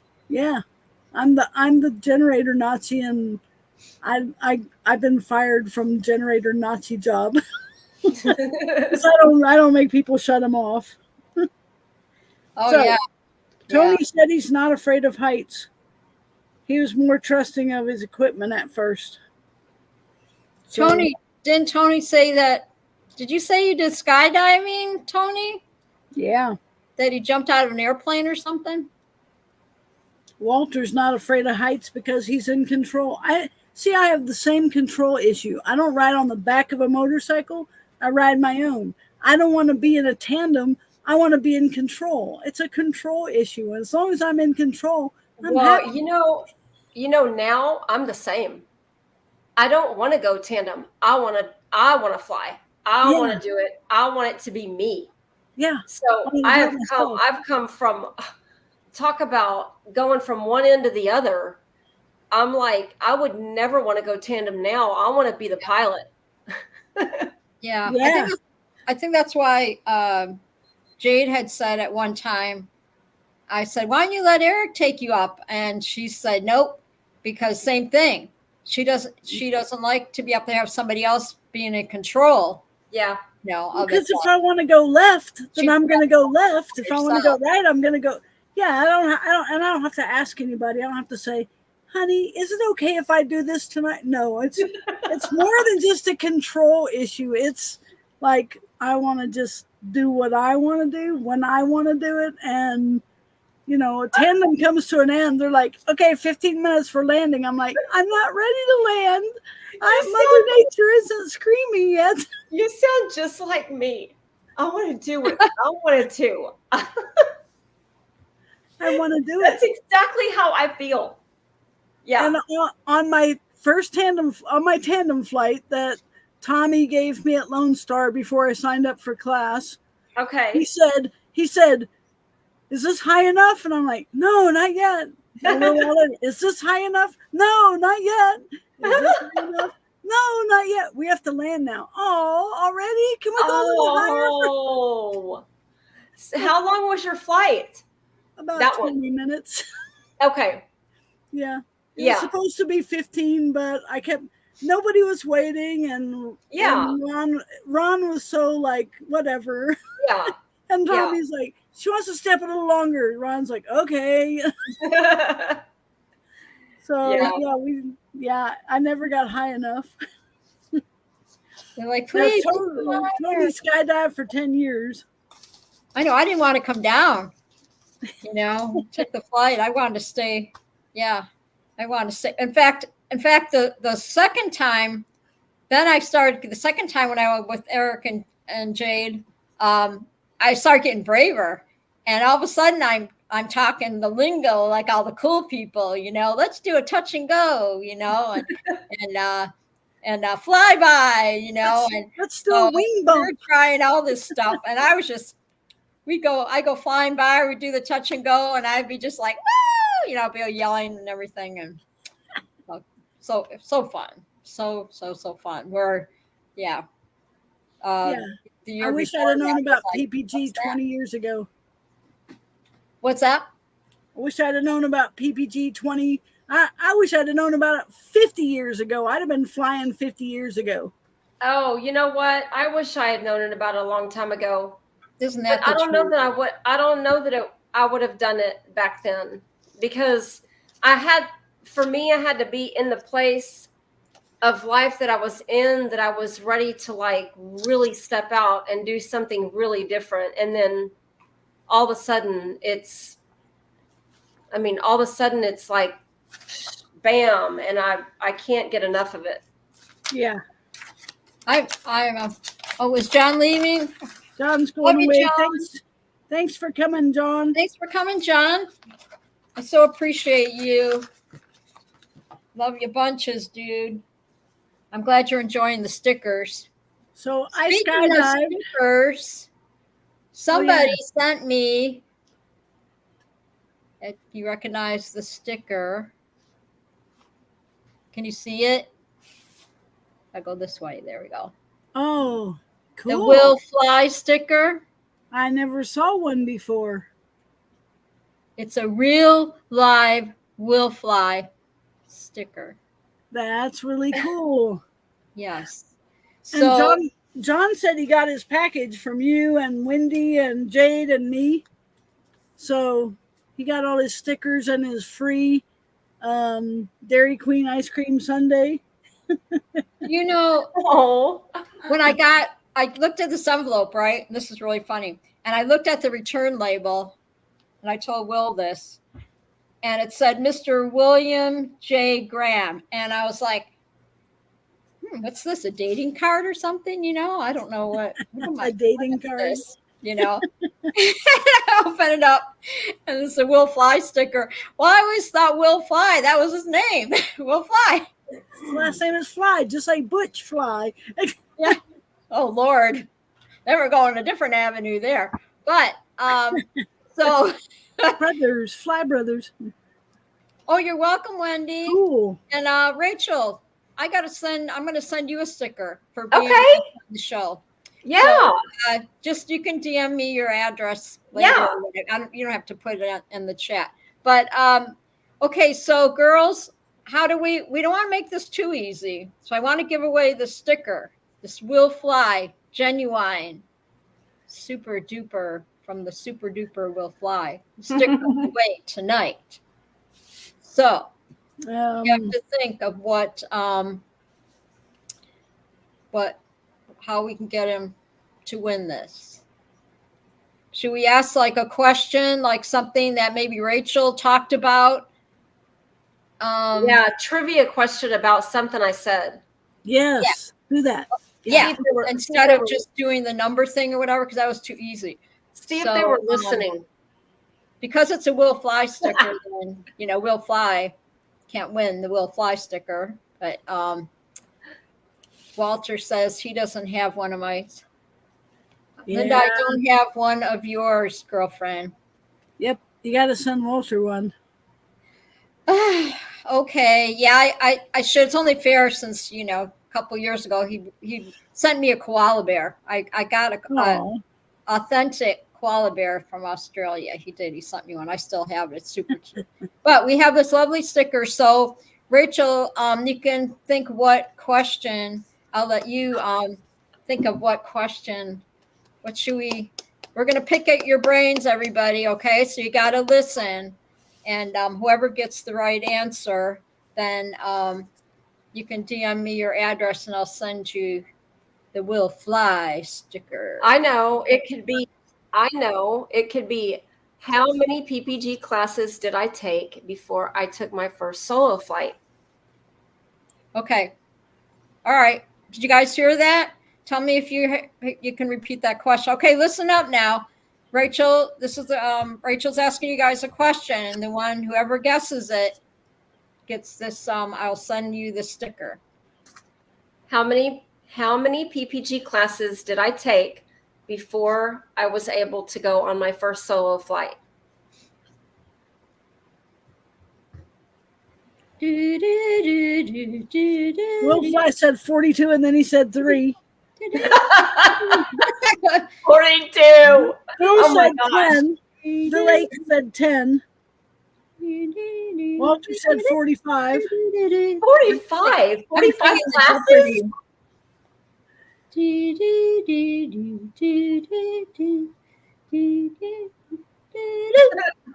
heard Bill said 10, right? Who's the closest so far?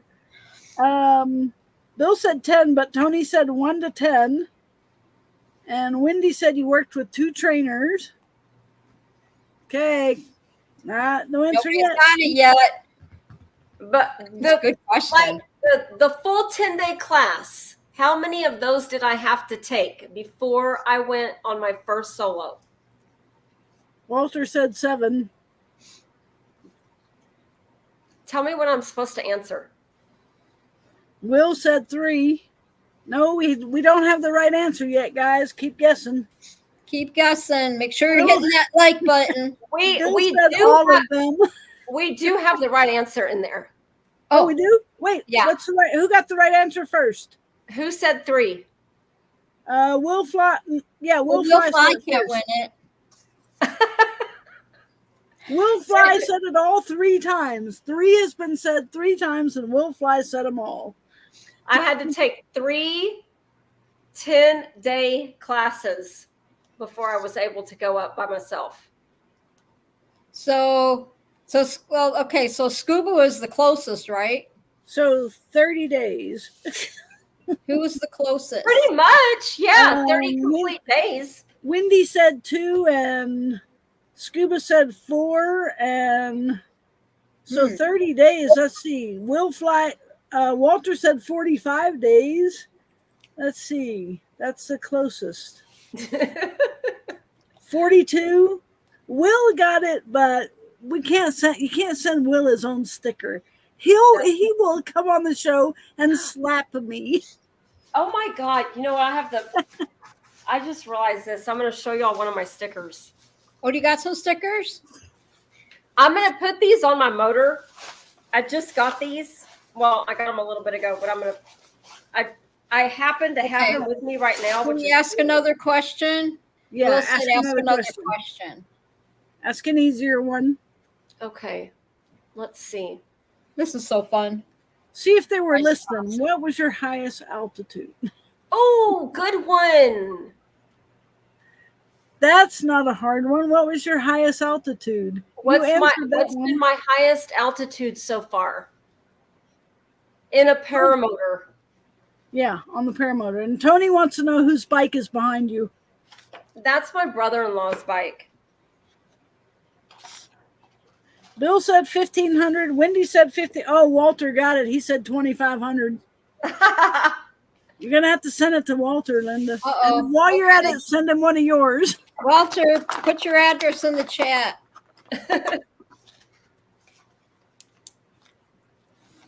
You got it, Walter. And she'll send you one of Lindy's Treehouse. Congratulations, Walter. Winner, chicken dinner. So he's going to get one of these stickers and my cute little stickers that Kramer made me. And my Tony said gypsy. Walter's glued to this show.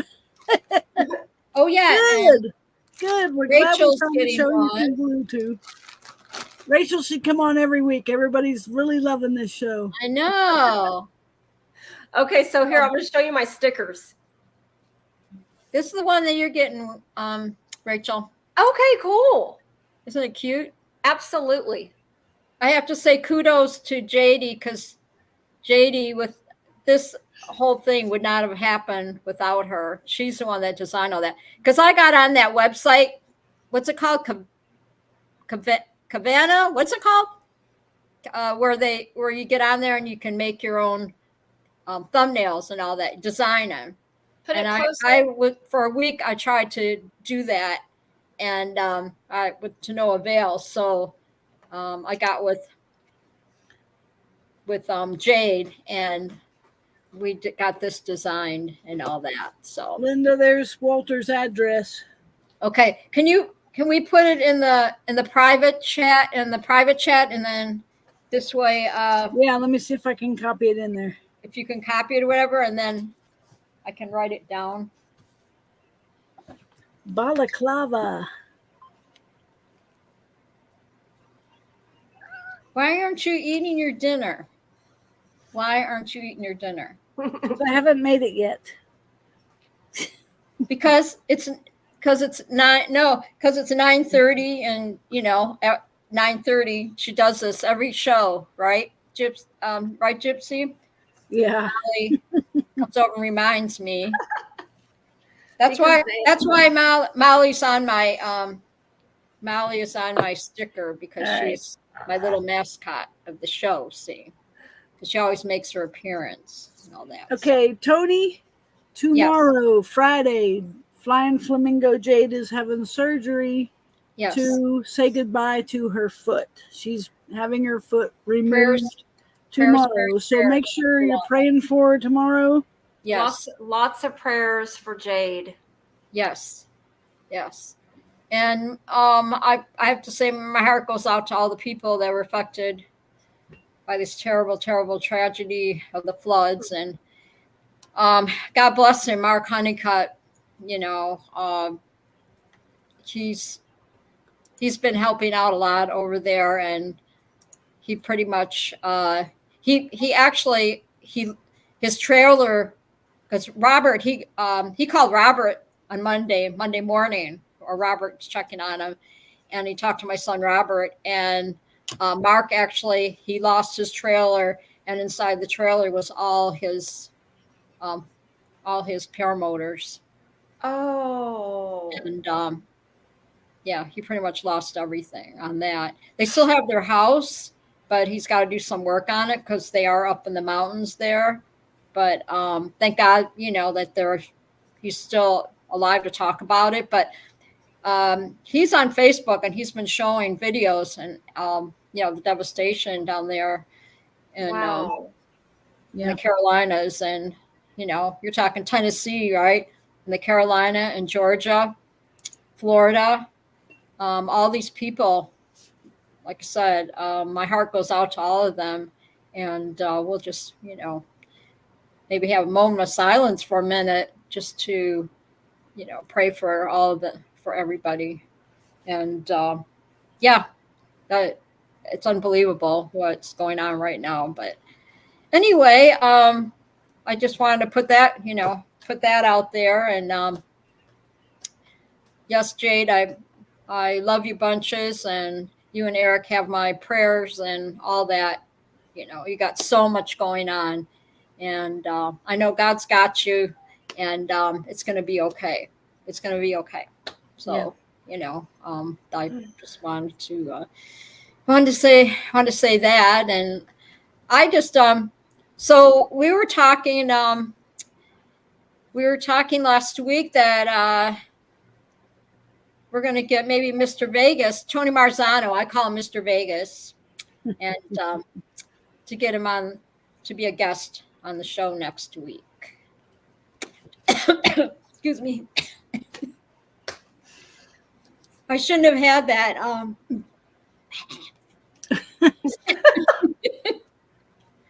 The show went so great, Linda got all choked up. It's all live. Hey, you know, you never know what's going to happen on my show. Whatever. Everybody, take a drink. How do you choke on your own spit? You know what I'm saying? How do we even do that? Good God. No, that's because I when I had to leave for a minute, you know, I went downstairs and had a smoke, and then I came back. I'm just kidding. I'm just kidding. Yeah, don't smoke, okay? Unless it's the good stuff. Don't smoke. The wacky tobacco. Like yeah, coffee. I don't smoke. Trying to get. Okay, so anyway, as I was talking about Tony, I started joking.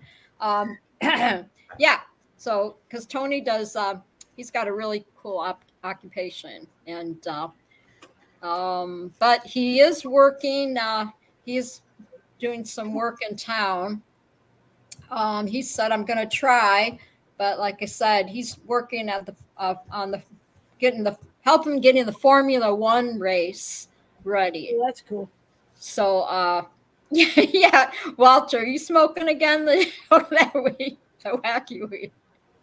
Yeah, that's what it is. It's coming back to haunt me. That's what it is. Yes, but I'm just gonna, like, as far as, you know, on another note, like Rachel, I love to exercise, you know, and I love to walk, but it's all in the mind thing. You got to really motivate yourself, because you'll make any excuses that you can so you don't have to.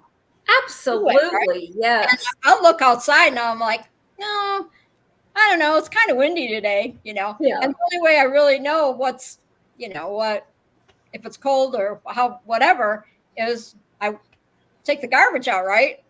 And I'll go out, and then I can check to see what the weather's like, and I'll be like, wow, it's nice today. Okay, I'm going walking. That's the only way I'll walk, because, you know, it can be deceiving. Oh, yeah.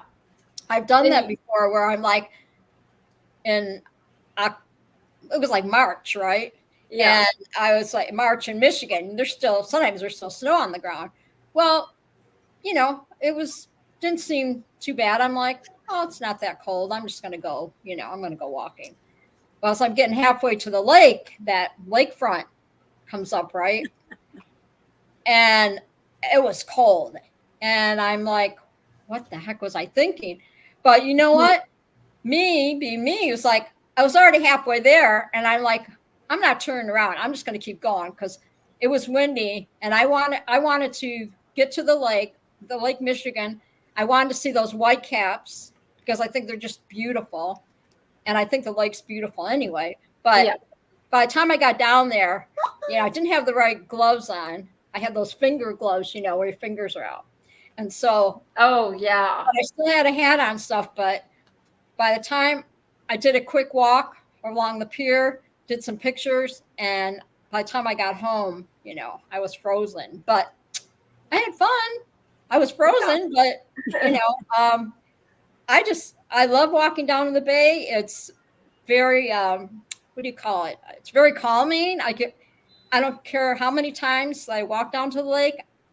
I'm always super excited to get down there and just see.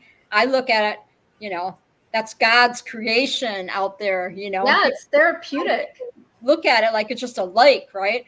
I look at it like when I walked down yesterday, it was like beautiful blue, just a rich, rich blue color. Mm-hmm. And it's not like that all the time, you know?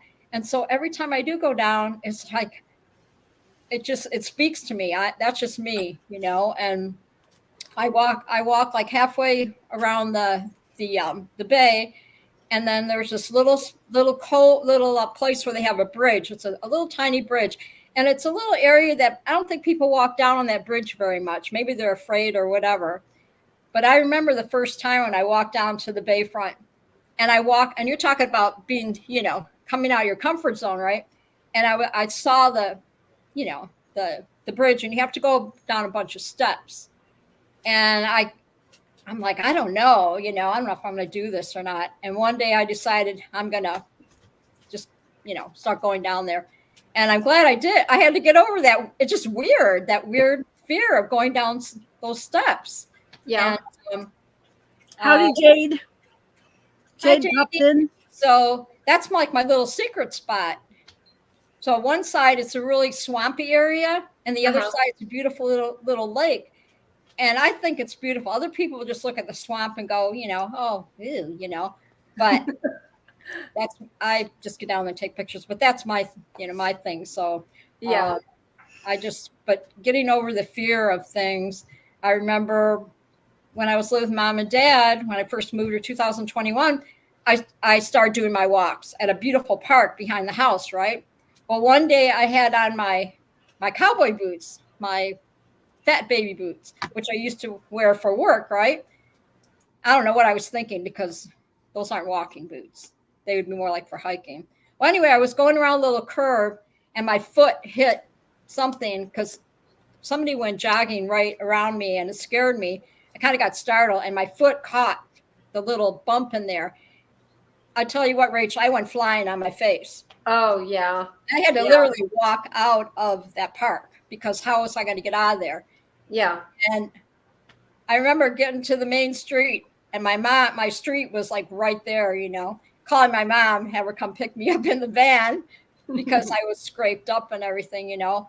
Well, long story short, I would not walk for like 2-3 months. I was scared to walk. Go back and walk. So, right. Yeah. So it's just like, you know, you fall off a horse or whatever, you got to get back on and just do it. So I had to, and even 2016, I was at work, and I was wearing those boots again, and I fell at work. And it was like right around the appliance area or whatever, the appliances, you know, I worked at Home Depot. And for the longest time, I would not walk past that place where I fell. I would literally go around the whole appliance area, and my coworkers used to laugh at me, you know. I'm like, no, I can't go around there yet. So one day I had to decide, okay, I can't keep doing this. I have to walk where I fell, you know, go back to the scene of the accident. Yeah. But yeah, so when you were saying, you know, but it's kind of like you need it. Yeah, it's kind of like you need a new memory with that area. Yeah, and just like I said, going down those steps brought me back to falling, you know. And I remember just little steps, but I was like, I don't know. And it's all about getting out of that comfort zone and just doing. Oh, absolutely. Yeah, absolutely. Yeah. So who was on the chat tonight? We'll do this real quick, and we'll wind it up. 10 o'clock, we usually just wind everything down. But Gypsy, you read any comments in the chat or anything, and it's enough about me. It's enough about me. Whoops. Before I start choking on my spit again. We're so glad that Jade was feeling good enough to pop in and join us tonight. She said she's ready to go. So waiting is the hardest part. Jade was the last one to join us tonight. We've got John Wayne and Will Fly, Scuba, Bill H, Walter, Tony Marzano, Scott Savage, Joe Adele, Munchkin, Deweese, Wendy, and Jade. And we really are thankful that everybody stopped in to say hi tonight and watch the show. Be sure you hit the like button and tell your friends, subscribe. Yeah. Subscribe. How many subscribers do I have, Gypsy? What did I tell you today? You got 97. You're stuck on 97. and I'm trying to get We need 3 more. 100 people out there, Yeah. my listeners and viewers and all that. Tell your friends and get on and hit that like and subscribe to my channel and join us on Thursdays. It's okay, don't be shy. We don't bite, we all just hang out, talk about life, right, and all that stuff. So I'm writing down. So Rachel's getting a sticker, and Walter, and who Walter else? gets a couple stickers. Who else was getting? Walter won a couple of stickers from you. He gets yours, and Will flies. Rachel gets your sticker. Okay. Everybody else can stop back in another night and try to win again. Thank you, Lindy, for having me on too. Oh, no, thank you. Gosh. Thank you so much. It was an awesome show tonight. It was great to meet both of you guys, even if it's, on the computer. That I'm very ready to meet a lot of people face to face and not just on Zoom or computer, on a laptop. Well, I do follow you on Facebook. So if I get the Heart of Texas fly-in scheduled, I'll be sure to drop you a message. Yes, scheduled, but you don't have to wait for that to happen. You're welcome to come up here and fly anyway, anytime you want. Yeah, so, that sounds amazing. Tony said, great guest. Yes. Thank you. Yes, Rachel. Thank you so much. I mean, I learned so much. And anytime you have whatever, I'll just message you as far as with that, the exercise. Yeah, I was gonna say if you have a question, just send me a message. Okay. I'll be happy to answer or give you some guidance or answer your question or give you some ideas or just give you some guidance in an area. But yeah, like the training thing, you're never too old. People use age as an excuse. Yeah, you're not too old. I have clients. My oldest client was 78. Wow. So I mean, and all it's going to do is it just gives you a quality of life. It doesn't matter what age you are. It gives you a better quality of life at whatever age you are. So, and then all the things that we do, the physical things, the activity, the lifestyle, it just helps all of it. Yeah. Yeah. All these, the gals that I knew from Arizona and everything that I watched during the week working out, they're all at 50 or older. And there's one gal in there that she hasn't been trained. She just started training like a year ago. Yeah. And she's no bigger than me. And that gal has already been to her first show. Wow. And, so one of the things that if you get into the competitive side of everything, of fitness, and there's all different kinds of levels of competition. So one of the things is diet. The training, yes, it's very intense, but the diet is also very, very intense, and it's very regimented, and it's like very specific. So that's a whole nother level of fitness. Rachel, can you see the chat? Would you like to put any of your contact information in the chat, like maybe your Facebook page, or if you're willing to have somebody get a hold of you, if you'll put in the chat how people can get a hold of you. How do I do that? Over on the right side, there should be a comment section. It probably is a box that says private chat and comments. So if you go to comments. Okay, now I really do have to put on my glasses. Okay, so at the bottom of the comments, you can join the chat and type whatever you want in the chat. So if you would like to share any of your information with our chatters tonight, go ahead and put it in there so they can get a hold of you. All right, so I'm going to put on Facebook. Okay. I'll put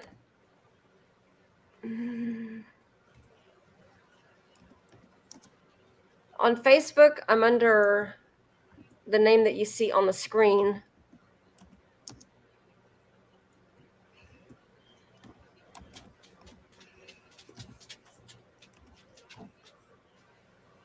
And please come back and be a guest again. This was an awesome show.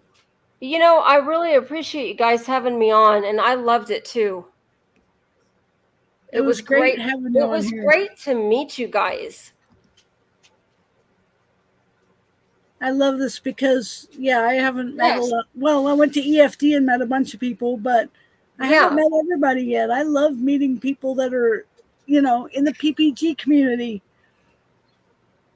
I feel like my family, my PPG family has grown immensely, right? I started watching Robert's show, 2017, 2018, somewhere in there. Started getting more involved with it, and then I joined PPG Grandpa's show, and and I just remember taking notes, learning all the lingo and everybody was talking about, and my first thing that I learned in the lingo was the LZ, and I was so proud of myself that I knew. Oh yeah, for sure.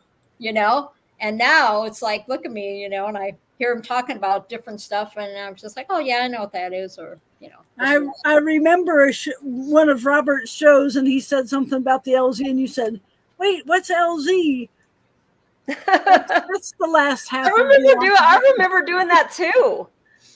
Yeah, I write down, what they were talking about, and I'd say, oh, what are you doing, or how are we doing that, or whatever.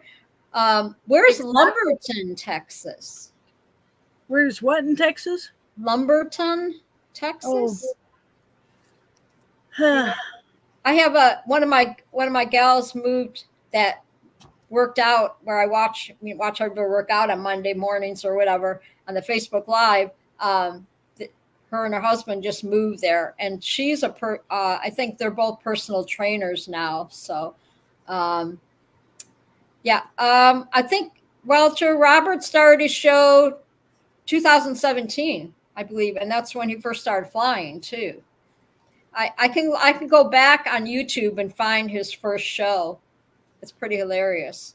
So we were talking about that one day, when I first started getting into this, and I was like, I don't want to look stupid. He goes, Mom, he goes, have you watched some of my shows? Did you see, it's just, you just learn as you go. Yeah.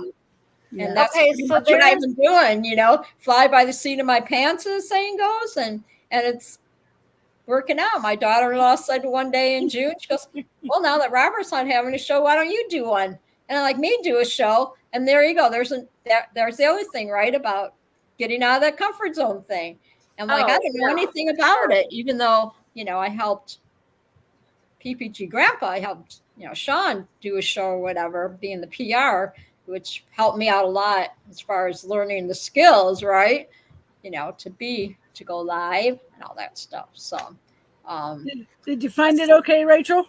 Yeah. Okay. So I just put in my Facebook and the name that I'm under in Facebook, and then also Instagram. Okay. So I put it in that chat right there. Oh, I think she put it in the private chat, maybe. Oh, okay, so if it's in the private chat, just go highlight it with your mouse and hit Control-C, and it'll copy it. And then go to the comments and hit Control-V and paste it in there. See, I'm lost too, Rachel. She starts talking all that Control-C and B and all that. I'm like, oh, it's Control-C is just a copy function. So okay, so all right, so my cursor is on there, and then what? Hold your left cursor button, hold the left mouse button down, and scroll across what you just printed. It'll select it all and highlight it. Did you get it highlighted?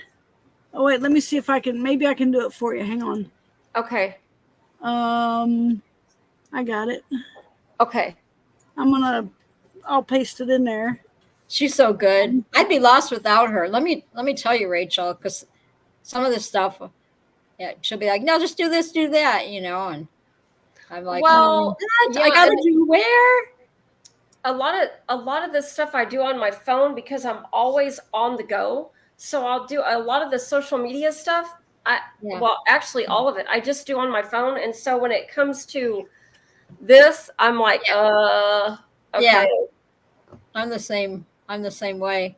Poor Jade. I told you that one morning we did the Facebook, the live or whatever, so she could walk me through everything. And yeah, it's a lot.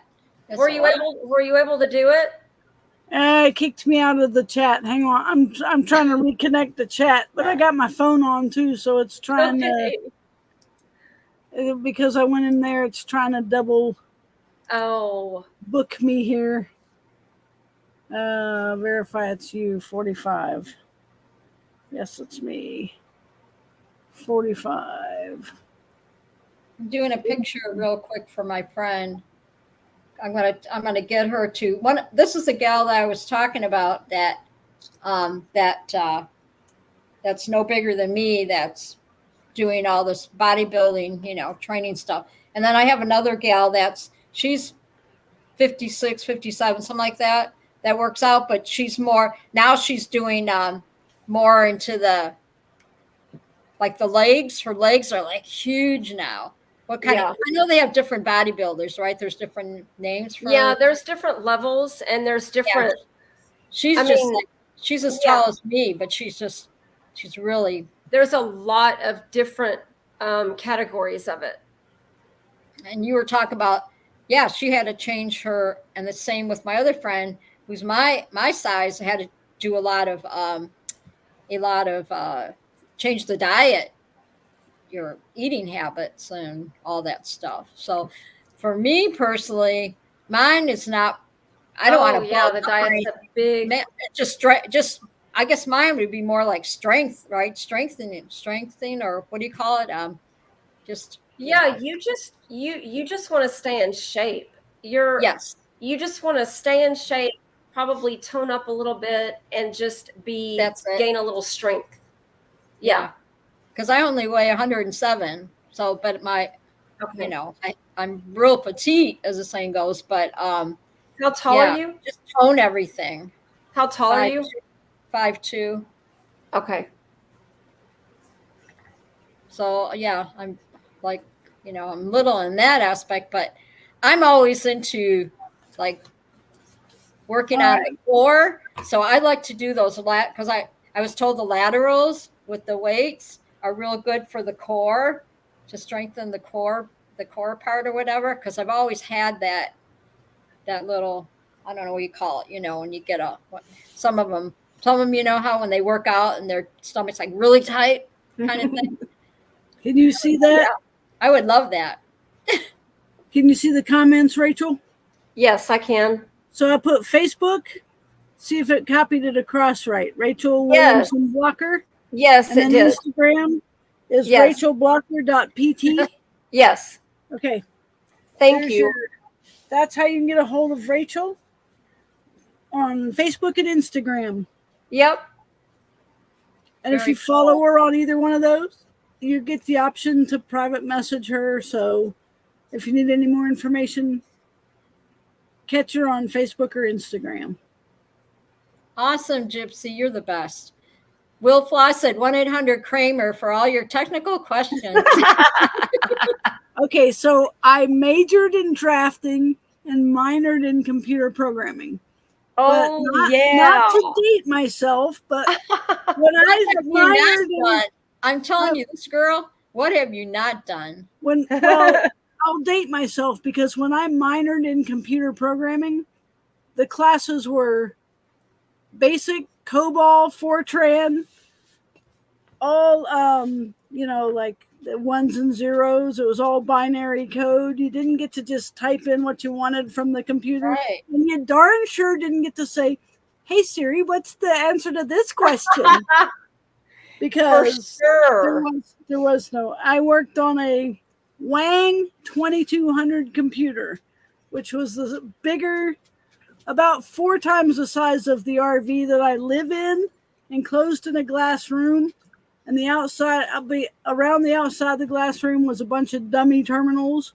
They didn't even have screens. They looked like teletype machines. They just fed these long, miles long papers through them and typed all the answers out, and you had to type everything in, and they typed it back out to you, and it was craziness. And that was at NASA. I worked at NASA I was in the pilot not PPG. I was in the pilot AutoCAD program, Wow. putting in coordinates and dimensions and stuff to build the Apollo. So that was When was even that? before When was that? That's cool. That was 1978. Okay. So I worked for NASA, and then I flew a Cessna 310, which was a 6-seater small plane, twin engine plane. Isn't she amazing? And I used to chauffeur the astronauts that's around. incredible. That's incredible. It was fun. She's my super girl. It was fun. You are such an awesome addition to my show. You know, I call it my co-host. I tell you what, it's just, yeah, I love you so much. She's like, maybe one day we'll meet in person, you know, and just like Rachel, it's like if I feel like I've known you both all my life, you know. Yeah, I can't wait to meet so many people in person. I haven't even met Jade in person yet, but I feel like I've known her forever. Yeah, I've talked to her a lot, and I mean, whether it's been on the shows or just on the phone or whatever, but yes, it's like, man, there's so many people I want to meet that I haven't met in person yet. Well, I finally got to meet Deweese in person because Deweese and Eric and Jade, when they were doing their vacationing, you know, this past summer, they were staying near Mackinac Island, and I got a text saying, "Hey, we're just by Mackinac Island or whatever," and so they came and picked me up for the day. And I got to hang out with them, and I got to meet Deweese for the first time, and Randy. Yeah. I remember seeing those pictures. Yep. Oh, it was nice. We went and we had brunch, and we all hung out, and then we drove down to the bayfront so they could see where I walk every day. Yeah. Walks and stuff, and it was really nice. And like I said, it was just like I met Deweese, and it was like we've known each other all our life, you know what I mean? Yeah. So it was nice. So I'm looking forward to meeting you, Rachel, and meeting Wendy sometime because I feel like, and then when I got that award, I was just like, the friendship award. Yeah. I never expected that, because I'm just that way. And when she had messaged me, that I got that award, the Aurora from the Aurora PPG, and I was just like, Susan Ray, I have to think everybody's name. Yes. And when she said, yeah, that we're sending you something, and much love to everybody, I was in tears, when she told me that, because I was touched. But you guys are all my family, and I was such an honor to get that, and that's a beautiful piece. Like, yeah, it's really nice. Yeah. So when my son Ryan came over, because my son Ryan only lives like 20 minutes from me, so all my family's downstate, so it's perfect. But anyway, I showed him the award, and I said, here, hold on to it. Look at this. It was heavy. I'm like, this thing is so cool. But yeah, I love you all. And I just thank you so much for hanging with us tonight. All my chatters, viewers, listeners, you're so faithful to come by and say hi every Thursday night. And I couldn't do it without you. So tell your friends, subscribe. And, bring a friend next week. We'll hang out in the Lindy's Treehouse again. And, who knows what we're going to talk about. So, Rachel, you're just full of information tonight. I love what you do. I love the entrepreneurs part. I love to hear about people, just what they're doing. And I gravitate to people like you all, that want to be successful and just, have a drive for life and all that stuff. That's, Oh yeah, I do too. I gravitate to people like that too. yeah. Because And I don't take life for granted. I don't take it for you granted. and me both. I love to live life to the fullest as much as I possibly can. And not that you don't, it's like, not that I don't have bad days, just like everyone else, Sure. but like, I don't stay there very long. I'm like, I have one chance to do all these things. I'm not going to sit around and think about negative stuff for very long. Yep. If there's normal life happens, but I'm just not, I don't stay there very long. I'm like, you know what? Life's too short. Yep. Yep. And that's the same thing. The last 3 years have been a whirlwind, and I'm happy. I'm just so happy with my life right now. And just, and I take it, like you said, every day. And as far as working out, I love doing, that. And like I said, I did it. I think I'm going to sign up again. It's like $25 for, I think it's like it's $25 for 3 months up at the college. Okay. To use their it's a cute little fitness area. They got everything in there. And so I usually, if it's snowing or whatever, I have a gal that'll come pick me up on her lunch break. And then we'll walk the track for, 30 minutes. And then, or I'll meet her up there so that I can, walk the track and then work out. Yeah. And, I have my little shuttle bus that goes around my neighborhood. So I don't even have to, there's no reason for you to drive because I have the service up here now for people like me, I can get on my little bus and go where I have to go. And they'll take me when it's snowing right up to the college, drop me off. I do my walks for two hours or whatever. And I work out, call the bus. Okay, I'm ready to go home. That's perfect. That's perfect. Nice. I mean, what more can a girl ask for, right? I mean, yeah, that's perfect. Some people would be like, I'm not getting on no bus. That's for old people. Well, my daughter-in-law, she was trying to talk me to go to the Friendship Center, which was where all the people hang out, and I'm like, no, I go, that's all old people in there. She looks at me. She's like, what do you think you are?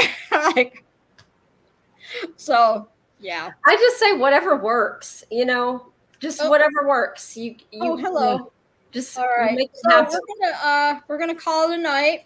Yeah, the cat says it's time to go to bed. Yeah.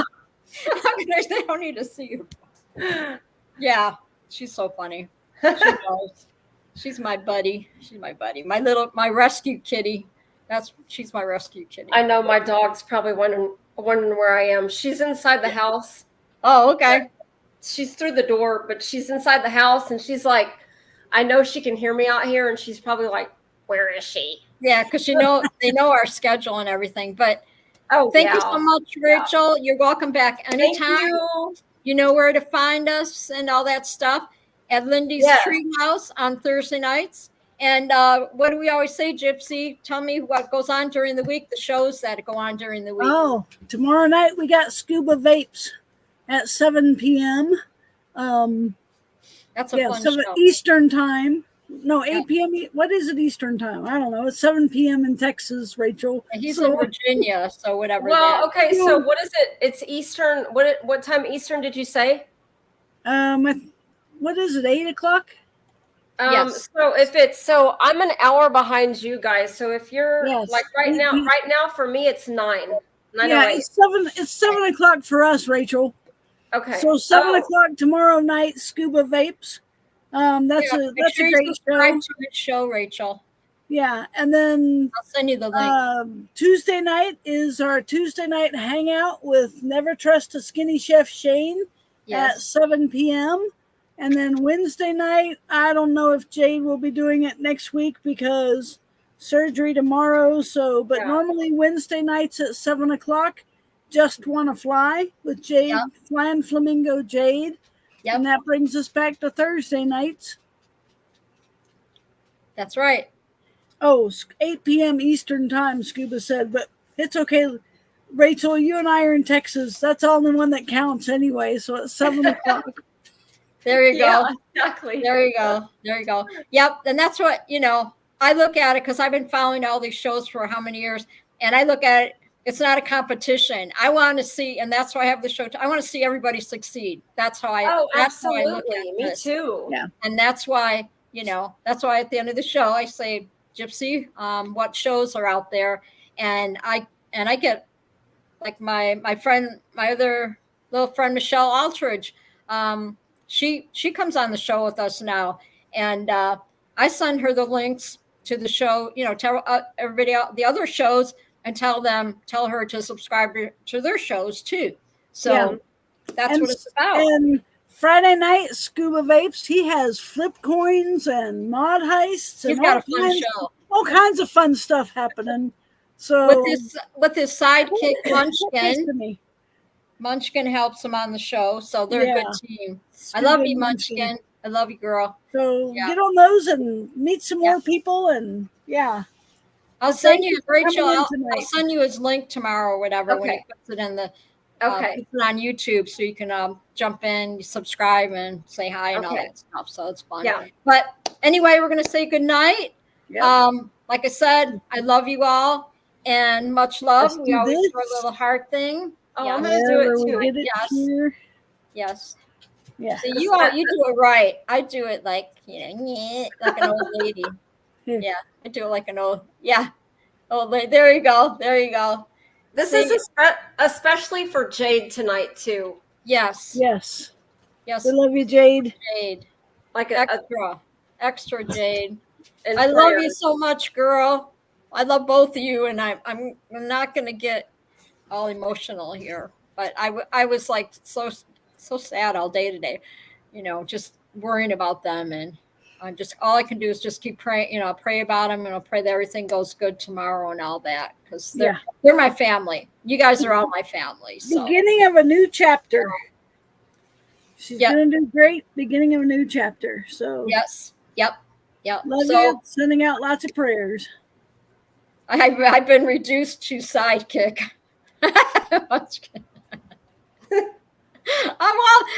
Maybe that's an old school saying, sidekick. Yeah. How would you say it? But she does an awesome job with Scuba. They make a great team. They do. But Munchkin's the boss of the show, of Scuba's show. Munchkin keeps Scuba in line. She does a good job with it. Yep. So Rachel, I had to redeem myself. So don't click off, Rachel. Wait until after she shuts down the live stream, and we'll catch up behind the scenes. Okay. Yeah. Stay there. So everybody, good night. I love you.